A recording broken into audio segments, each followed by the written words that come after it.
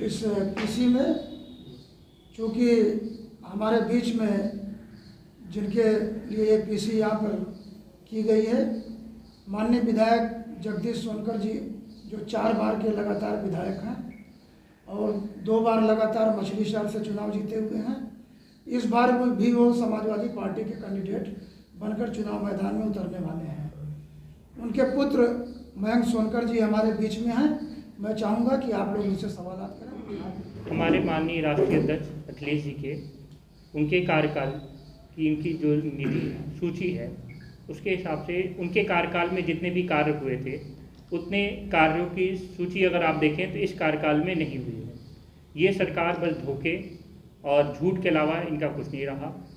हमारे माननीय राष्ट्रीय अध्यक्ष जी के द्वारा जो जो वादे किए गए हैं, जैसे 300 यूनिट फ्री बिजली, गन्ना किसानों को सरकार बनते ही 15 दिन के अंदर उनकी भुगतान की जाएगी और पेंशन को बहाल किया जाएगा, पेंशन की बहाली की जाएगी और ऐसे कई वादे जो भी हमारे माननीय राष्ट्रीय अध्यक्ष जी द्वारा किए गए हैं उनको सरकार बनते ही पूर्ण जल्द से जल्द किया जाएगा। जो 300 यूनिट बिजली का जो है इन्होंने कहा है कि हमारी सरकार बनने पर जो है माफ़ कर दी जाएगी कि 300 यूनिट बिजली का बिल नहीं आएगा, तो क्या ये सरकार बनने के बाद ये वादा निभाया जाएगा कि खाली चुनावी वादे ही रहेंगे? नहीं, आपको भली बात ही ज्ञात हो, हमारे राष्ट्रीय अध्यक्ष जी ने जो भी वादा किया है उसको परिपूर्णतः पूरा ही किया है। और जैसे आप अगर पिछली सरकार में देखा जाए, रोड को लेके, लैपटॉप वितरण को लेके, ये सारे वादे पूरे किए गए, शिक्षा को लेके, तो ये भी वादा झूठा नहीं रहेगा। झूठा जो रहेगा वो विरोधी सरकार की तरफ से रहेगा।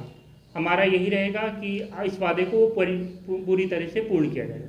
जैसे मोदी सरकार ने 15 लाख का वादा किया था तो वो तो बोले कि बाद में ये जो है चुनावी जुमला था, तो क्या ऐसा कहने मतलब अखिलेश यादव की का भी होगा जो 300 यूनिट बिजली माफ़ करने का और सिंचाई माफ़ करने की जो घोषणा की जा रही है?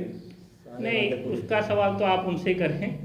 और ये 300 यूनिट फ्री बिजली के लिए तो ये तो पूरी प्लानिंग के साथ ये पूरे सरकार बनते ही इसको पूर्ण किया जाएगा। आप लोग सरकार बनने पे ये जो है वादे किए जा रहे हैं ये पूरे होंगे? ये बिल्कुल पूरे होंगे। क्या टिकट को लेकर जो अभी अफवाह चल रहा है जो है ये कुछ और लोग को भी यहाँ से मछली शहर टिकट जो है संसदीय क्षेत्र से विधानसभा से जो है किसी और का भी नाम क्या हो सकता है कि सिर्फ जगदीश सोनकर जी का ही?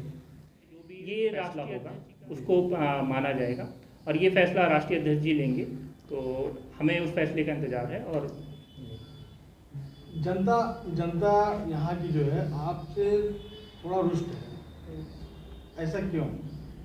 क्या आपके समय में कार्य नहीं हुआ? नहीं, आपने देखा होगा कार्य तो सारे ही हुए हैं जितना कार्य, और पिछली सरकार में हमने कार्य जितना किया, आप पूरे ज़िले में अगर देखा जाए तो सबसे ज़्यादा मछली शहर में ही कार्य हुए हैं। चाहे रोडों को निर्माण को लेके लिया जाए, चाहे हैंडपम्प और बिजली का किया जाए देखा जाए, चाहे सोलर पैनल का देखा जाए, तो ये सारे कार्य पूर्ण हुए। मुलायम सिंह यादव जी की छोटी बहू अपर्णा यादव जो कि बीजेपी में चली गई हैं, तो इस पर अभी सपा पर क्या प्रभाव पड़ेगा? इस पर हम तो क्या पिछले वादे सारे पूरे हो जाएंगे? बिल्कुल, हमारी पूरी कोशिश यही रहेगी, हम सारे वादे पूरे करें। जो भी कार्य है, जो भी कार्य बचा हुआ है उसको हम पूर्णतः करेंगे। और 300 यूनिट बिजली जो फ्री का है उसको भी पूरा करेंगे? जी बिल्कुल बिल्कुल बिल्कुल की जाएगी, उसको पूर्णतः किया जाएगा। सर, एक मुद्दा बहुत बड़ा है कि पेंशन को बंद कर दिया गया था, लेकिन अभी पूर्व मुख्यमंत्री अखिलेश यादव ने ऐलान कर दिया है कि मैं पेंशन को पुनः चालू करूंगा। क्या ये संभव है, हो पाएगा इस बार? बिल्कुल, इसका जवाब हम दे रहे हैं। जी जी जी। इसमें सरकार के ऊपर कोई भार नहीं आएगा जी, बल्कि सरकार को अतिरिक्त लाभ हो रहा है। जो पीएफ कटता था सरकारी कर्मचारियों का, वो पीएफ काट करके गवर्नमेंट पैसा ले रही है और दूसरे पूंजीपतियों को, अपने दोस्तों को वो पैसा बांट रही है और उस पर इंटरेस्ट ले रही है। इतना इंटरेस्ट ले रही है कि उससे कहीं ज़्यादा लोगों को पेंशन दी जा सकती है। ये कई आईएएस लोगों, रिटायर्ड आईएएस लोगों के बीच में बैठ करके इस बात को हमारे राष्ट्रीय अध्यक्ष जी ने समझा है और समझने के बाद तब कल एक बहुत बड़े नेता हैं कर्मचारी संघ के किशोर तिवारी जी, वो भी इसी मुद्दे को लेकर के उन्होंने सपा ज्वाइन की है। और मैं आपको आश्वस्त करता हूं कि अखिलेश जी के करनी और कथनी में कोई अर्थ नहीं है। जो वो कहते हैं वो करते हैं। सर, जिसको 5 सालों में सरकारी योजनाएं मिली हैं, भारतीय जनता पार्टी के कार्यकर्ता जो हैं वो घर घर जाकर लोगों को चंदन लगाकर और उनको मतलब सम्मानित कर रहे हैं, तो इस पर आप क्या बोलेंगे? नहीं, वो सम्मानित कर रहे होंगे, करवाया जा रहा होगा, इनकी बहुत बड़ी टीम है, सर, साथ में खिचड़ी इनकी भी पॉलिसियां खिलाई हैं जा रही ना। है बैठाकर, साथ में खिचड़ी भी खिलाई जा रही है बैठाकर। वो खिचड़ी किस पत्तल में खा रहे हैं और वो खिचड़ी खिलाने वाला किस में खा रहा है?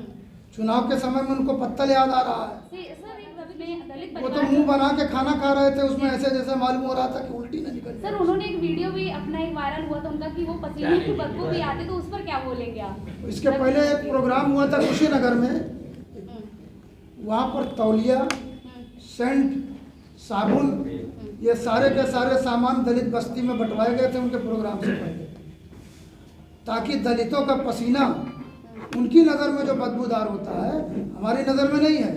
हमारे यहाँ समाजवाद है, सब एक बराबर है, वो पसीने की महक उन तक न पहुँचने पाए, इसलिए इन लोगों ने बंटवाया था। अब इसी से समझ लीजिए ये दलित प्रेमी हैं या दलित का वोट लेना चाहते हैं, ये क्या करना चाहते हैं। सर, भारतीय जनता पार्टी कहती है कि इससे हम मतलब परिवार को टिकट नहीं देते, लेकिन समाजवादी उनके पार्टी परिवार में कितने लोगों को टिकट मिला है गिनाना चाहूँगा तो अभी शाम हो जाएगी गिनते गिनते। समाजवादी पार्टियों में सर कहते हैं परिवार लेकर चलते हैं। ऐसा कुछ नहीं है, ऐसा कुछ नहीं है। धन्यवाद आप लोगों का। पूरा प्रदेश समाजवादी पार्टी के साथ है, दलित से लेके पिछड़ा से लेके सारे लोग साथ में हैं, अल्पसंख्यक साथ में हैं, यहाँ तक कि मजदूर, किसान, बेरोजगार जिनके ऊपर लाठियाँ बरसाई गई हैं इस बार चुनाव में, वो उनको दिखाएंगे कि हाँ कैसे सरकार बनती है, और माननीय अखिलेश जी उन्हीं लोगों को नौकरी देंगे जिनके ऊपर लाठियाँ बरसाई गई थी। सर, इस बार विधानसभा चुनाव में दलित समाज को सबसे ज्यादा जोड़ा जा रहा है समाजवादी के साथ। क्या दलित समाज इस बार समाजवादी को वोट करेगा? जगदीश सोनकर दलित ही तो हैं, नहीं, जो गौतम 4 बार से विधायक बनते चले आ रहे गौतम हैं। परिवार को सबसे ज्यादा नहीं, अब आप उसमें दलित में गौतम और ये मत अलग करिए, डिवाइड मत करिए।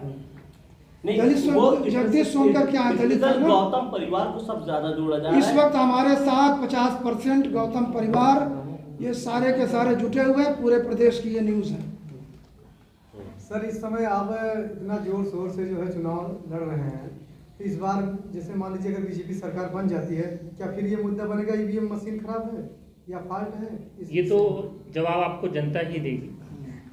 नहीं, जैसे मान लीजिए सरकार फिर बीजेपी बन गई, क्या है? नहीं, हमने तो कभी लगाया नहीं आरोप कि हमारे यहाँ ईवीएम खराब है। पहले तो यही हुआ कि ईवीएम मशीन खराब है या ईवीएम का इजाद जिन देशों ने किया था उन्होंने ही बंद कर दिया है इसको, इसका मतलब इसमें कोई त्रुटि है। तो इस बार कैसे होगा चुनाव? ईवीएम मशीन से होगा फिर? तो आप लोग पत्रकार हैं।